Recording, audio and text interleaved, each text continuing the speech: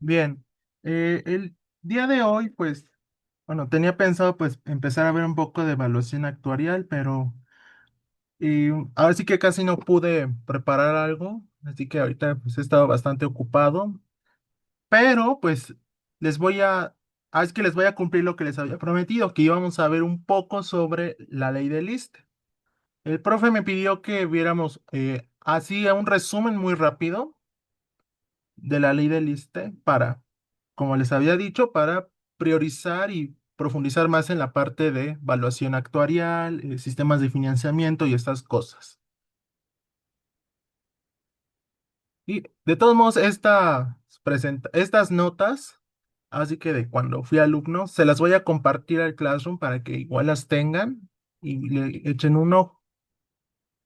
De aquí, pues no vamos a hacer ejercicios, nada. Si acaso al final nada más vamos a hacer un Kahoot y ya. Y pues bueno, vamos a empezar. Bueno, vamos a hablar un poco sobre la ley del ISSSTE. Eh, Aquí pues tenemos un poco sobre la historia del ISSSTE. Primero, pues remontándonos desde 1917, cuando se entró en vigor la Constitución y pues que se habló entraron en vigor también los derechos laborales, todo lo relacionado con la jornada laboral y otros términos, ¿no? Que habíamos platicado un poco hace ya varias clases. En el 25 entró en vigor, bueno, surgió la Dirección General de Pensiones Civiles y de Retiro, que en ese entonces era el que administraba las pensiones para los trabajadores del Estado. Hagan en cuenta que esta Dirección General era lo que hoy conocemos como el CONSAR, prácticamente, en las mismas funciones. Ya años después, a finales de 1959, se creó el ISSSTE. Y 2 días después entró en vigor la primera ley del ISSSTE, ¿sí? Que contaba, pues, entonces con 14 prestaciones. Ahorita, pues, vamos a ver, pues, algunas de las prestaciones y se van a sorprender de los cambios. Bueno. Luego la creación del FOBISTE, que son estos fondos de vivienda que incluso a la fecha, pues, cuenta el ISSSTE, todavía cuenta el ISSSTE. Esta es una de las diferencias con el IMSS. El IMSS creo que no tenía fondo de vivienda. En 1983 hubo una modificación, bueno, varias modificaciones en esta ley y pasó de tener 14 prestaciones a 20. Bueno, 21, creo que había una que no sé por qué no se contó, a 21 prestaciones. Y en ese entonces, pues el sistema de financiamiento, al igual que en el IMSS, era a través del sistema de reparto. A ver, les pregunto así como para repasar. ¿En qué consistía este sistema de reparto?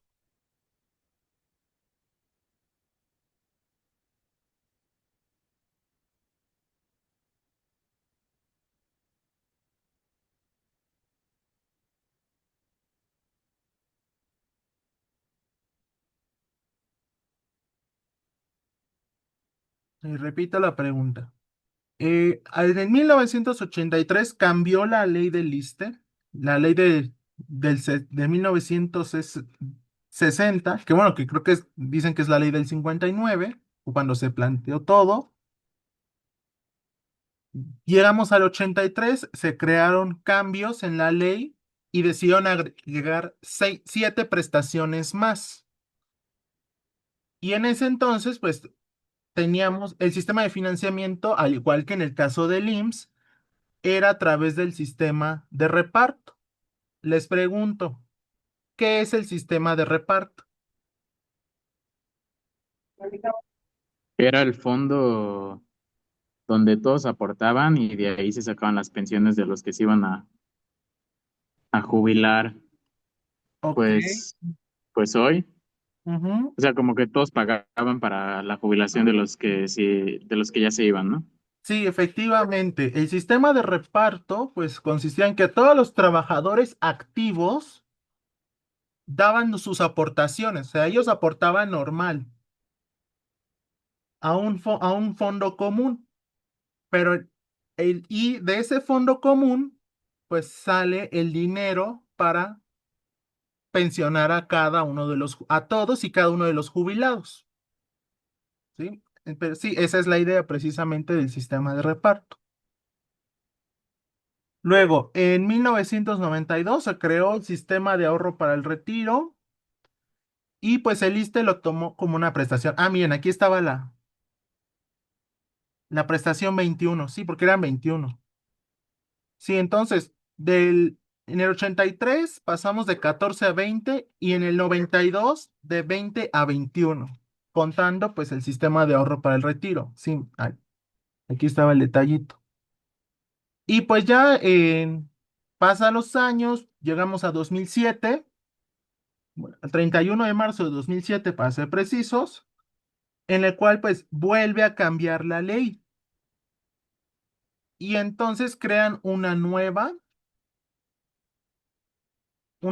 ley en la cual sintetizan todas las prestaciones, es decir, pasa de tener 21 prestaciones a solamente 4 seguros y 4 servicios.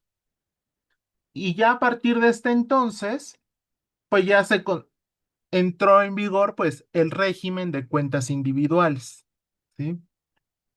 Acuérdense que en el caso del IMSS entró en vigor con la ley del 97, aquí entró pues ya 10 años después. Y entonces, estos eran los 21 seguros de la ley 83, desde medicina preventiva, enfermedades y maternidad, rehabilitación física y mental, riesgos laborales, jubilación, retiro por edad y tiempo de servicios, invalidez, seguros por causa de muerte, que bueno, que este sería como el seguro de vida, el seguro de cesantía en edad avanzada, indemnización global, servicios de atención para el bienestar y desarrollo infantil, que es como, como su equivalente al seguro de guarderías, en el caso del IMSS, servicios integrales de retiro a jubilados y pensionistas, arrendamiento o venta de habitaciones económicas pertenecientes al instituto, préstamos hipotecarios y financiamiento en general para vivienda. Fíjense, aquí tenemos una similitud porque, a ver, sobre préstamos hipotecarios y financiamiento a vivienda. Yo les pregunto, de lo que vimos respecto a los sistemas de seguridad social en el mundo, ¿qué país implementó de forma obligatoria el fondo de vivienda? A ver si se acuerdan. Fue Italia. No, no fue Italia. Había uno que sí lo No, fue China, fue implementó. China, No, fue China, perdón. no, no era Italia. Hubo uno Era que sí China, lo ¿no? implementó. ¿Perdón? Era China, ¿no? Sí, Perdón si no se escucha efectivamente, bien. era China, que tenía el sistema de 5 seguros más uno. Y ese uno era precisamente el fondo de vivienda, ¿sí? Luego, cerrando el paréntesis, también había los préstamos a mediano plazo, a corto plazo, que ahorita pues ya no es tanto como, bueno, ya ahorita lo explicamos, esa parte de cómo sintetizaron todo. Los servicios que contribuyen a mejorar la calidad de vida del servidor público y familiares de derechohabientes, servicios turísticos, promociones culturales, de preparación técnica, bla, bla, bla, servicios funerarios y el sistema de ahorro y retiro, que entró en vigor hasta el 92. Pero fíjense, todo esto fue en la ley del 83 y en el 2007 dijo, así que el gobierno dijo, ¿saben qué? Nos vamos a quedar nada más con 4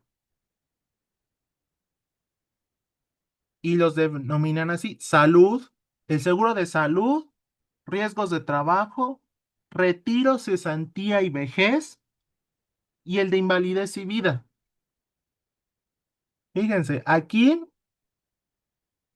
¿qué similitudes pues tienen con el IMSS? Pues bueno, aquí el seguro de salud pues engloba pues por ejemplo el seguro de enfermedades y maternidad, riesgos de trabajo tal cual, retiros, cesantía y vejez también, invalidez y vida también, y el de guarderías aquí como tal no lo incluyeron. Ahorita vamos a ver dónde lo metieron.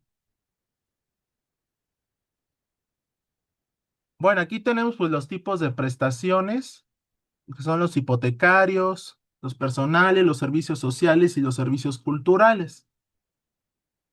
Aquí pues estaba haciendo una presentación pues sobre qué consistían cada una de estas prestaciones.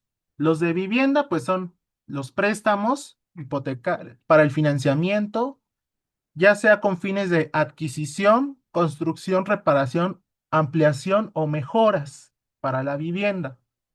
Los préstamos personales, que van desde préstamos ordinarios, préstamos especiales, para adquisiciones de bienes duraderos o incluso préstamos extraordinarios para damnificados por desastres naturales,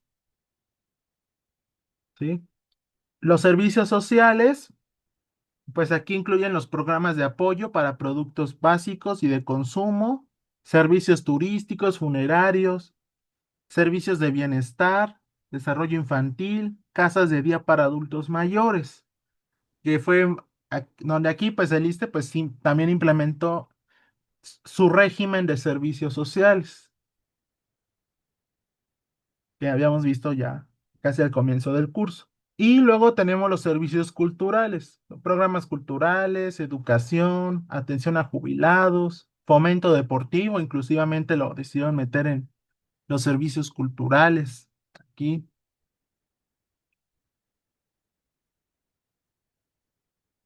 Y bueno, fíjense, aquí vemos cómo se fueron clasificando los seguros, bueno, las coberturas. Por ejemplo, porque habíamos dicho que la ley del ISSSTE tendría cuatro seguros y cuatro servicios. En cuanto a los seguros, lo que es medicina preventiva, enfermedades y maternidad, y rehabilitación física y mental, conforman el seguro de salud. Riesgos de trabajo se quedó tal cual, intacto. El de retiro, cesantía y vejez incluyó el de retiro por edad y tiempo de servicios, el seguro de cesantía en edad avanzada, la indemnización global y el sistema de ahorro y retiro. Mientras que el de invalidez y vida solo englobó, pues sí, los seguros pues que lo conforman, ¿no? El de invalidez y el de causa de muerte, que es el seguro de vida. En cuanto a los servicios, que son los préstamos, todas estas cosas, pues ya los también los clasificaron. Préstamos hipotecarios pasaron pues todo esto de los con el arrendamiento, lo fusionaron con el de arrendamiento o venta de habitaciones económicas. También el de préstamos personales lo fusionaron con los préstamos de corto y medio, fusionaron los préstamos de corto y de mediano plazo, los servicios sociales, que son los servicios de atención para bienestar, los servicios que contribuyen a mejorar la calidad de vida, servicios turísticos, ser- servicios funerarios. Y ya los servicios culturales, pues entraron los servicios integrales de retiro y los servicios culturales, las promociones culturales. Sí, o sea, aquí pues prácticamente no fue tanto de quitar seguros, simplemente fue como clasificarlos todos, agrupar todos los seguros y servicios, desde luego. ¿Sí? ¿Vamos bien hasta aquí?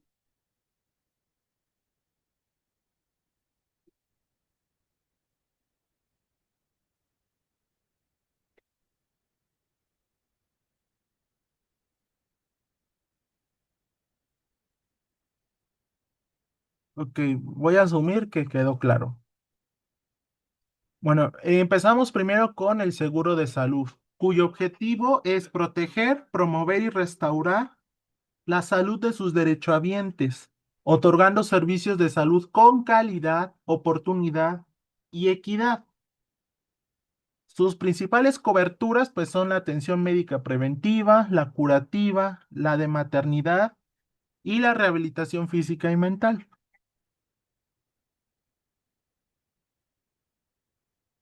En el caso de la atención médica preventiva, pues engloba muchas cosas, como el control de enfermedades prevenibles por vacunación, enfermedades transmisibles, programas de autocuidado y detección oportuna, la educación para la salud, atención materno-infantil, salud reproductiva, salud bucal, etcétera, etcétera. Todos estos como, como estas coberturas que conforman la atención médica preventiva. Luego, pues está la atención médica curativa, los demás seguros, la atención curativa, la de maternidad y la de rehabilitación, que engloba medicina familiar, medicina de especialidades, gerontológico y geriátrico, en el caso de adultos mayores, traumatología y urgencias, el oncológico, bueno, en el caso de los pies incluso, el quirúrgico y la extensión hospitalaria.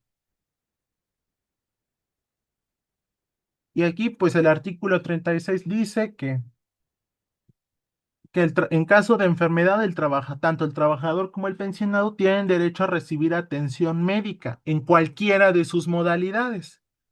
Y esto, pues, desde que comienza la enfermedad, que recuerden, cuando decimos que empieza la enfermedad, se refiere a que ya un profesional de la salud, pues ya te haya certificado la enfermedad. Desde ese momento, pues empieza a correr la prestación. Y en este caso, pues, es de ahí hasta un año después, a más tardar, pues, para esta enfermedad. En el caso de enfermos ambulantes, pues es que, ok, estás enfermo, pero pues no, pues prácticamente eso no te impide que vayas a trabajar. Entonces el tratamiento de la enfermedad, pues, va a seguir, o sea, va a continuar hasta el momento en que ya el trabajador se sienta mejor, así que ya hasta que el trabajador se cure. Luego, el artículo 37 nos habla, perdón, sobre las licencias pues, con goce de sueldo o con goce de medio sueldo que va a pagar pues la empresa en la cual están trabajando.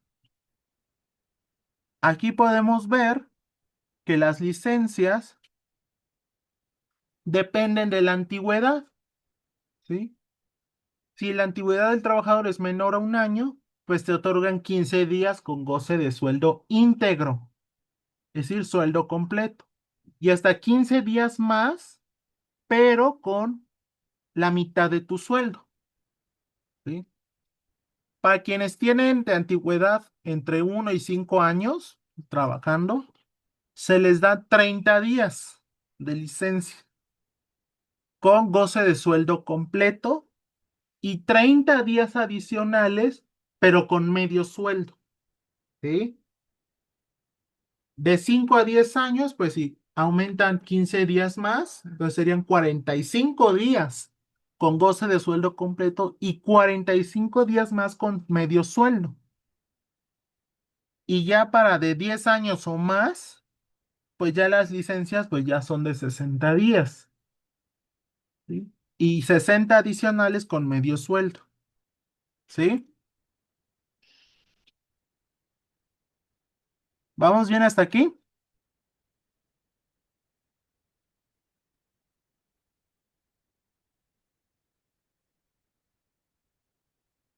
Sí. Ok, ok. Bueno, la siguiente parte, el seguro de maternidad. Bueno, para el titular, tanto para el titular como para el familiar, en caso de que sea el familiar, incluso cuando es el familiar quien llega a tener el bebé, pues se brinda asistencia obstétrica, que es este apoyo que sobre todo de ginecología y esas cosas, en los cuales pues empieza a correr cuando el instituto certifica el embarazo, el estado de embarazo de la persona. También se cuentan con, al igual que en el IMSS, pues se cuentan con reposos para lactancia, que habíamos dicho que podían ser ya sea dos reposos diarios de media hora o un descanso de una hora, ¿sí? Fue en el caso, que lo habíamos comentado para el caso del IMSS.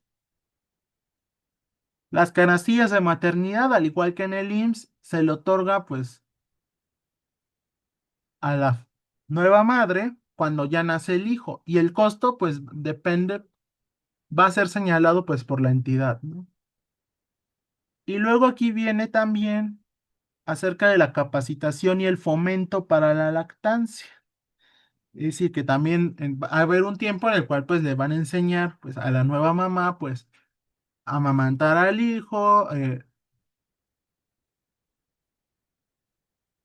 así que desde los 6 meses hasta que cumpla 2 años. Y la ayuda, incluso la ayuda para la lactancia en el caso de que haya alguna incapacidad de esta persona para poder amamantar a su hijo, a su bebé.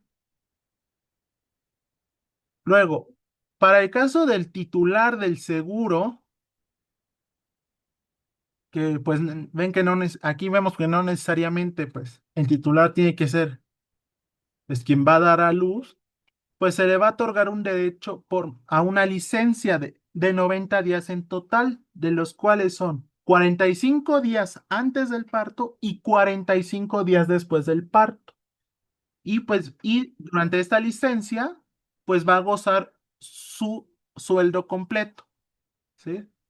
A ver, ahora yo les pregunto, a modo de repaso, en el caso del IMSS, ¿cuántos días se otorgan de licencia?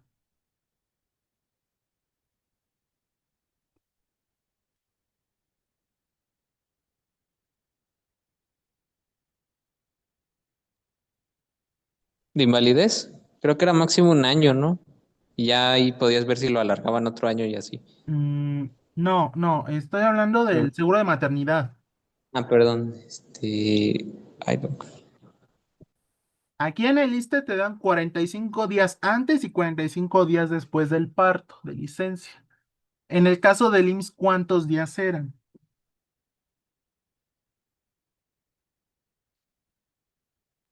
84 días, ¿no? Ok, 84 en total, ¿no? ¿En total o antes Sí, y en luego? total. Ah, en total, sí.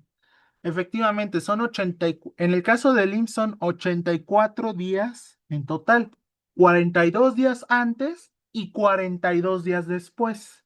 Eso es en el caso del IMSS. Aquí en el ISSSTE, pues te dan 3 días más en cada periodo.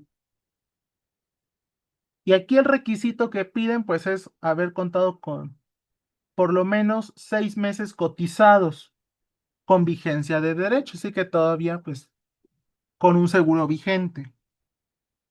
Luego aquí tenemos el financiamiento, es decir, las cuotas que debe pagar el trabajador, la empresa y el gobierno para cubrir este seguro de salud. Pero fíjense que aquí, bueno, habíamos visto que en el IMSS era una cuota general.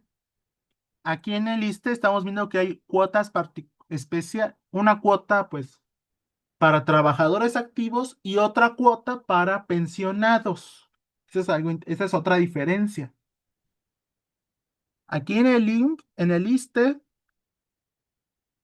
tenemos 2,75% para trabajadores activos y 0,625% para los pensionados. En el caso de las dependencias, pues también es lo mismo, 7,375% para trabajadores activos y 0,62% para pensionados. Y en el caso del gobierno, pues aquí sí te va a dar una aportación del 13,9% del salario mínimo vigente. actualizado trimestralmente con la inflación, ¿sí? Este es como tal el sistema de financiamiento. Todo el seguro de salud. Ahora, vamos a ver rápido el seguro de riesgos laborales. Aquí en el artículo 56, pues nos habla de la definición de los riesgos de trabajo, que son todos estos accidentes y enfermedades a los que está expuestos los trabajadores durante su jornada laboral o durante el ejercimiento de su trabajo. Y fíjense que aquí también, al igual que en el IMSS, define los accidentes de trayecto, que les había llamado así, que son esos accidentes que el trabajador está propenso al trasladarse de su casa al trabajo y viceversa, también los cataloga como un riesgo de trabajo, ¿sí?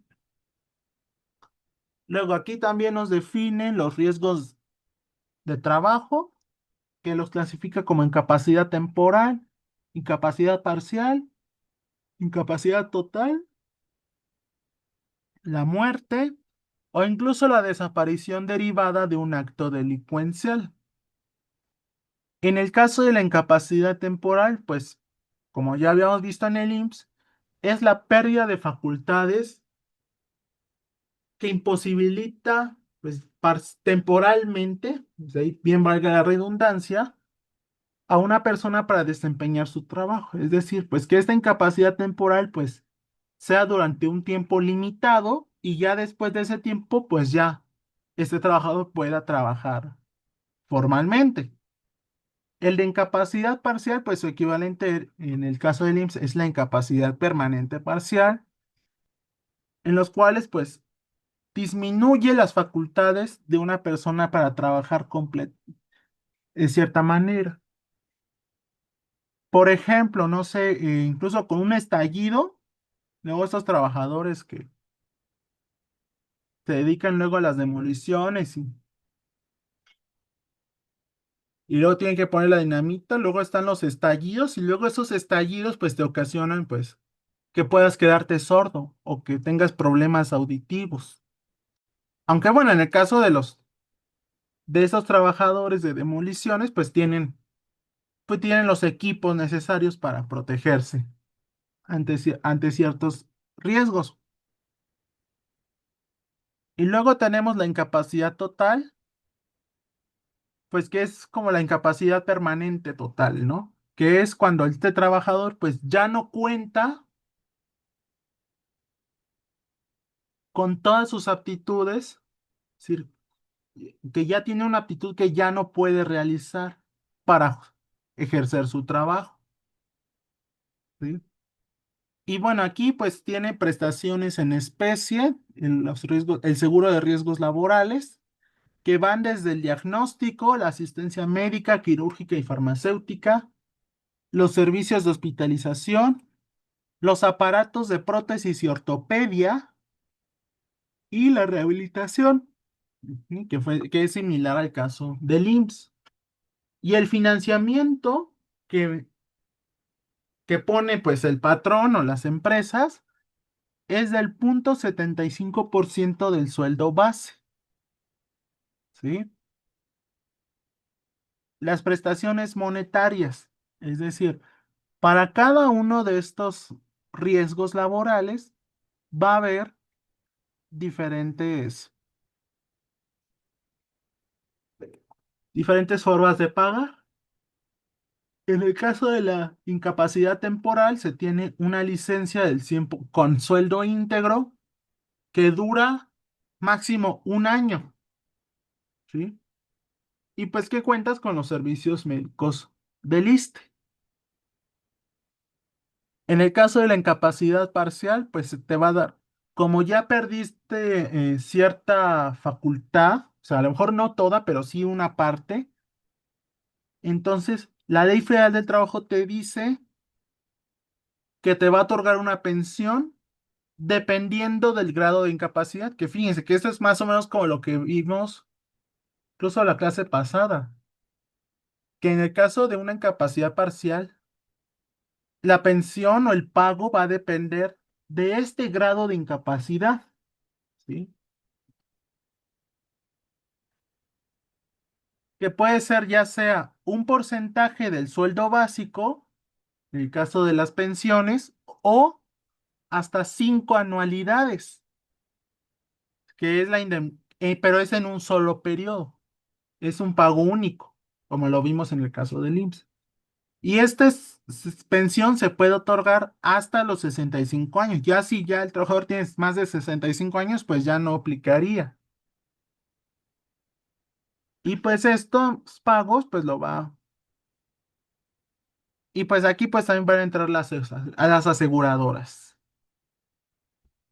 para poder otorgar estas prestaciones, incluso a los beneficiarios en caso de que estos fallezcan. En el caso de la incapacidad total, te dan una pensión igual al 100% del sueldo básico. Fíjense, en el caso del IMSS, te decía que la pensión era del 70% del salario y el ISSSTE te lo da íntegro, o sea, no te descuenta nada. Y en el caso de muerte, la pensión para beneficiarios es igual al 100% del sueldo base. Se te dan una pensión íntegra, porque ya vieron que en el caso del IMSS, pues te daban una cierta proporción. Y sobre todo en este caso del fallecimiento del trabajador, pues hay una cobertura vitalicia para los beneficiarios. ¿Sí?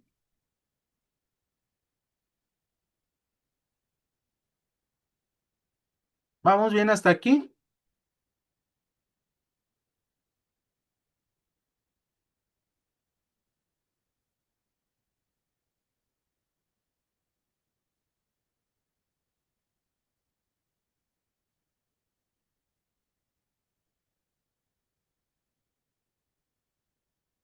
Ok, bueno, voy a asumir que sí quedó claro. Y bueno, en el caso de muerte, pues aquí hay como dos opciones, ¿no? Si es consecuencia directa, pues por un riesgo laboral, te dan una pensión íntegra, ¿sí? Al asignado. Pero si es una consecuencia ajena al riesgo de trabajo, entonces solo te van a dar lo de 6 meses más una pensión por invalidez y vida. Recuerden que en estos casos, cuando se trata de seguros, bueno, de accidentes ajenos a tu trabajo, entonces lo estaríamos clasificando incluso en invalidez y vida.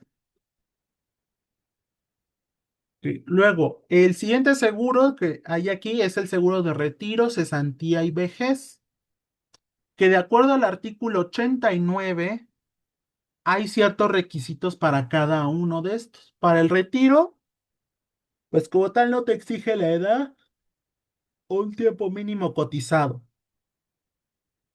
Pero lo que sí, la renta, la condición es que la renta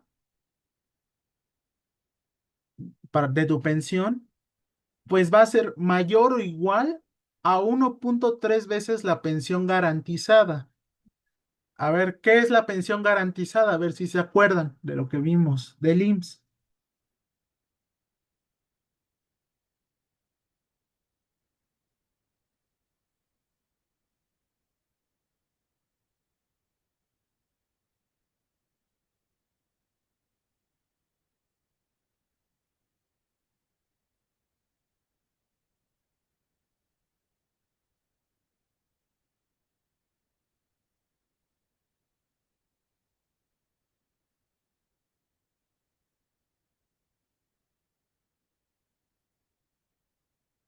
¿No? ¿Qué es la pensión garantizada?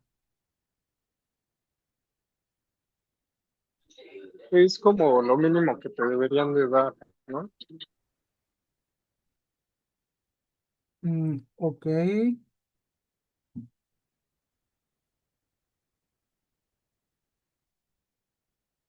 Ok, bueno, es más, ahí vas la idea. Sí, es esta como, pero ¿qué condiciones había para que te otorguen la pensión garantizada? Había una condición importante. Que cumpla con todas las semanas cotizadas y la edad. Ok, pero había otro detalle. Te vas bien, pero hay un detalle.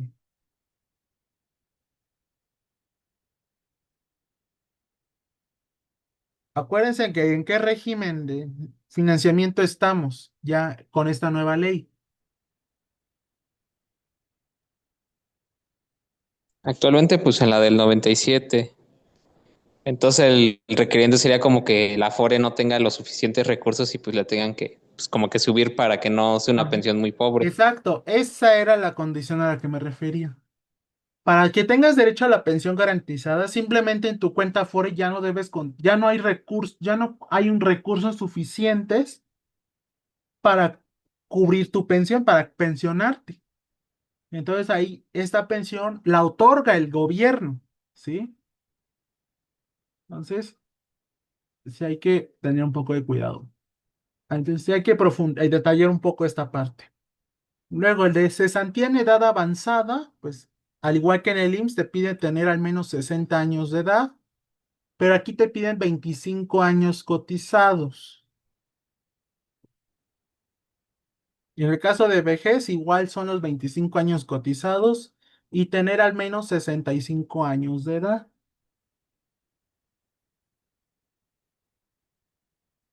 Que esto en semanas, ¿cuánto es igual? 25 años. ¿Cuántas semanas tiene 25 años?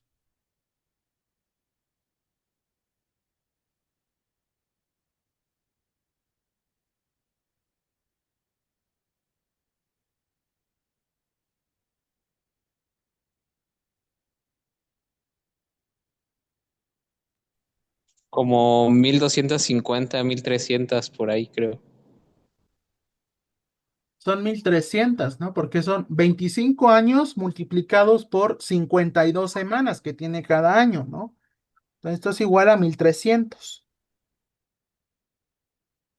Entonces te pedirían 1.300 semanas cotizadas. Y habíamos visto en el caso del IMSS que incluso para la pensión garantizada te piden pues a lo mejor menos semanas, ¿sí?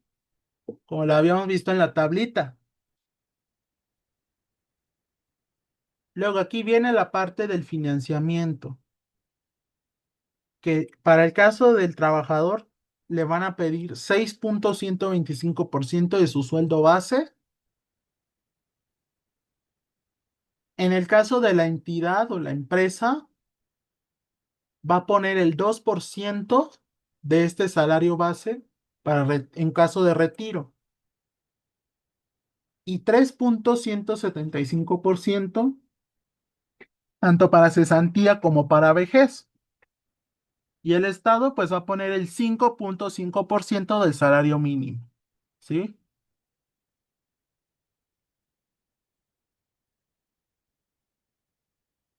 Y luego aquí viene lo del ahorro solidario. En el caso del trabajador podrá optar porque se le descuente hasta el 2% del sueldo para ser acreditado en una subcuenta de ahorro solidario que se abra el efecto en su cuenta individual. O sea, prácticamente aquí es como crear una cuenta alterna, por decirlo así, igual para financiarse.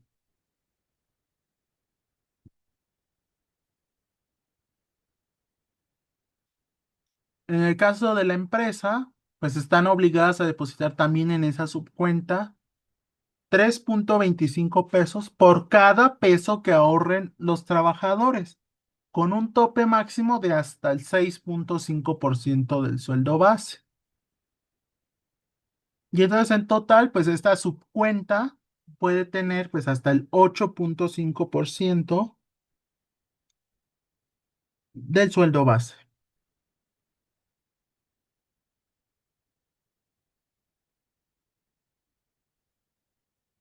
¿Sí vamos bien? Sí, sí, vamos bien. Ok, ok, pero en sí, esta cuenta de ahorro solidario lo que va a hacer es, pues, aumentar la pensión aportando, pues sí, como una manera de aumentar su pensión, ¿sí?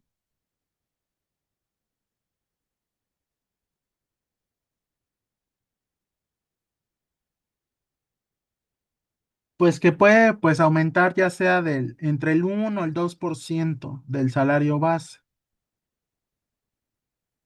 pero ahí varía, pero ahí va.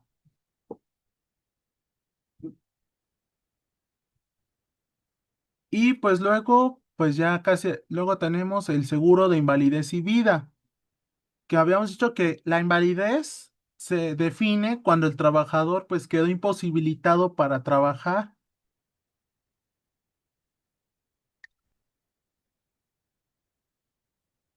o bueno, quedó imposibilitado para procurarse mediante un trabajo igual, una remuneración superior al 50% de su remuneración habitual percibida durante su último año de trabajo y que esa imposibilidad derive de una enfermedad o accidente no profesional.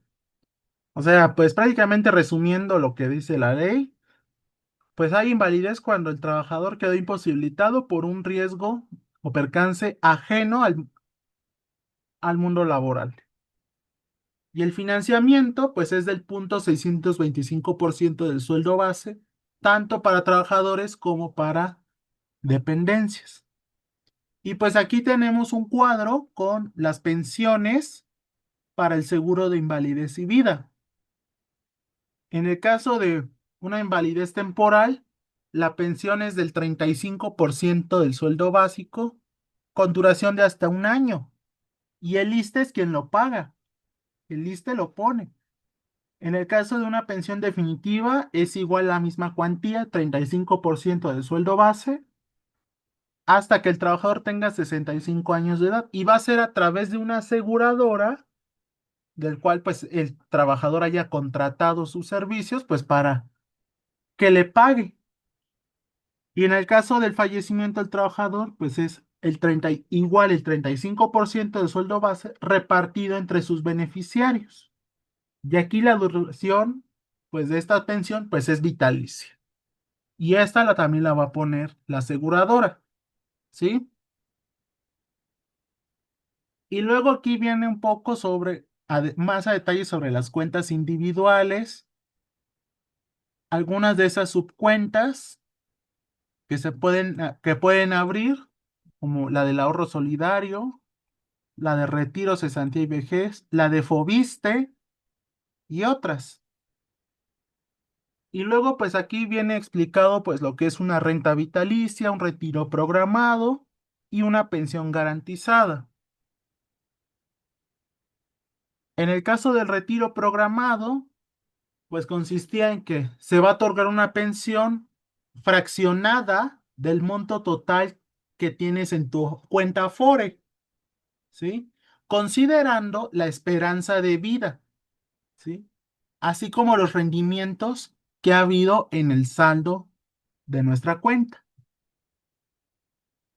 Y la renta vitalicia, pues es una pensión que se otorga, que paga el ISSSTE a través de ciertas aseguradoras con las que tiene convenio, que creo que son las mismas, hasta donde me acuerdo.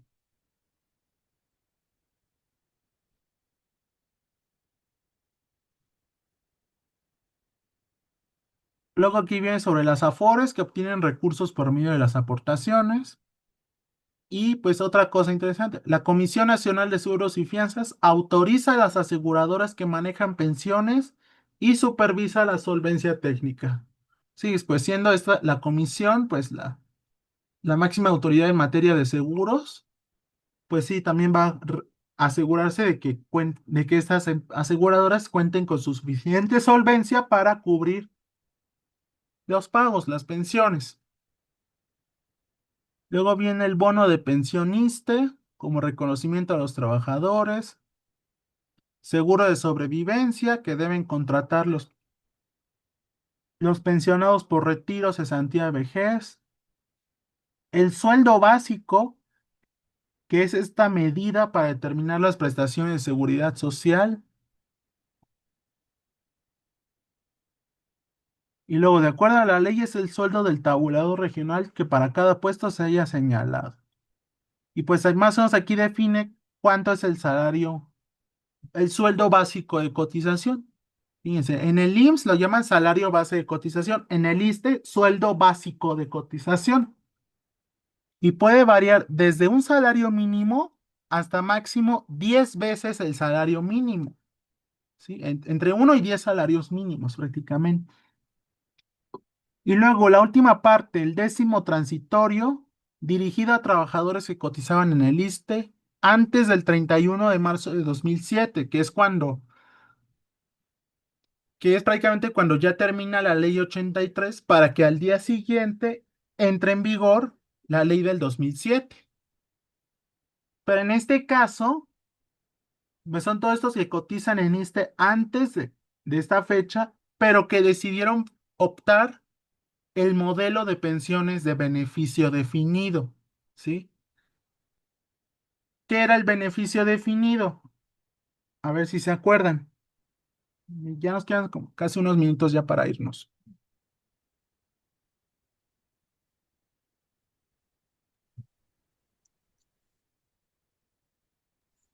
Beneficio definido es que pues sí sabes cuánto te va a tocar al final pues, de tu carrera laboral, ¿no? Bueno, pues ya cuando te pensiones. Ujú.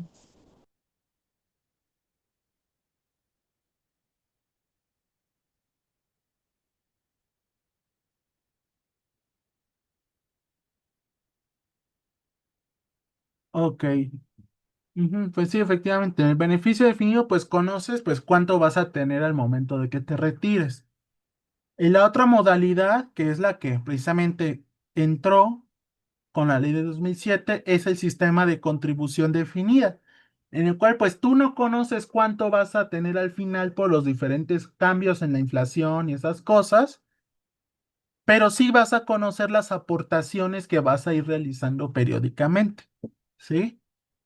Esa es como la otra diferencia. Luego aquí nos habla sobre las jubilaciones, las condiciones antes del 31 de diciembre del 2009 y a partir del 1 de enero del 2010, que nos dice pues que hombres y mujeres, en el caso de los hombres deben contar, para jubilarse deben tener al menos 30 años de servicio, en el caso de las mujeres al menos 28 años, con la cual pues tendrían una pensión por jubilación equivalente al 100% del promedio del sueldo básico de su último año de servicios. Fíjense, aquí ya está diciendo que la pensión por jubilación es el promedio de todos tus salarios del último año del último año de trabajo, ¿sí? Y bueno, aquí vienen pues los tabulados para incluso para con la edad mínima de jubilación para los trabajadores, que ven que 2024-2025 la edad mínima de jubilación es a los 58, ahorita pues creo que ya es a los 59.